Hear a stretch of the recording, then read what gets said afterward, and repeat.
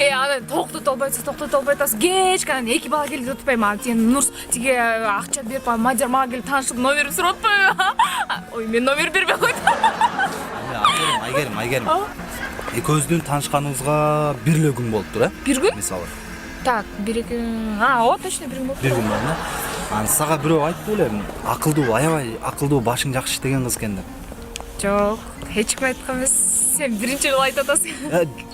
Жок, мен деле айтмак эмесмин. Мейли анда, сен айтпасаң башка бир айтаттыр да. Анан кийин жана мен мисалы элестетсем ушунчалык таң калдым да, номерин берип.